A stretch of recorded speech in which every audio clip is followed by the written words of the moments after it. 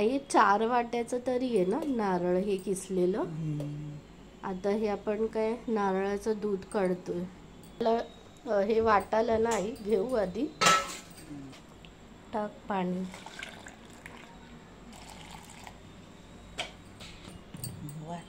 हे काय करते आई परत पाणी ऍड करते. आता काय हे मिक्सर मध्ये नाही ना हे फिरवायचं, ते फक्त पाणी काढण्यासाठी एक्स्ट्रा टाकलंय. आता हे गाळणीच्या साहाय्याने गाळायचं.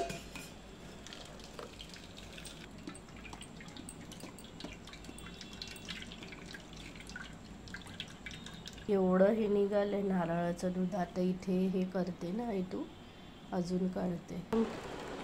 परत आई थोडंसं पाणी हे टाकलंय ना आणि आता तू करते ते हे असं तू परत आई ऍड केलं ना पाणी. आता हे काढते पाण्याचं का ते चोथा.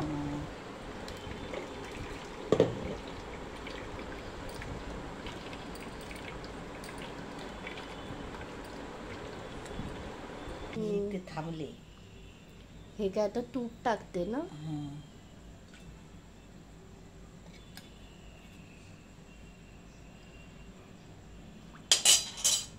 या कंपनीचे ना आई शेवया हाफ घेतलेत. आता काय ते तोडणार तू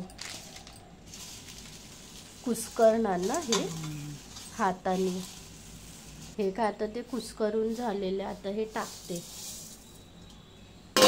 आता काय हे ढवळणार का आई. 2 मिनिटं भाजायचे. हे घे सांग आधी काय हे पाण्यात काय थोड्या पाण्यात शिजवायचं. आधी ते थोड्या पाण्यामध्ये काय हे शिजवायचं आणि मग काय दूध टाकायचं. नारळाचं दूध टाकायचं. थोडंसं मीठ थोडंसं. त्याच्यामुळे ते नारळाचं दूध फाटू नये म्हणून ते पाणी टाकायचं. अच्छा म्हणजे ते नारळाचं दूध काय ते फाटायला नको हे म्हणून आधी पाण्यामध्ये काय शिजवायचं थोडंसं. आई आता हे किती मिनिटं आपण काय हे शिजवणार आता. 2-4 मिनिटं. पण ते कळणार कसं की ते शिजलंय का. मऊ काहीतरी होईल ना. मऊ होणार मग ते समजायचं की शिजलंय. पण पातळ लगेच होते. अच्छा आता बघ ना हे लगेच पातळ झाली. शिजली. आता काय हे शिजल्यानंतर हे नारळाचं दूध हे किती टाकायचं आहे दूध. जेवढं तुम्हाला हे पाहिजे हे तसं पाहिजे तसं. अच्छा तुम्ही तर हे एवढं हे अर्ध काय संपवलं. आता साखर किंवा हे टाकणार आई. मला काय आता काय वेलची टाक. ड्रायफ्रुट्स. आता काय मीठ टाकते. हळवत मम्मी ना काय हे राहायचं हे म्हणजे ते फाटणार नाही नारळाचं दूध. साखर किती टाकणार आई.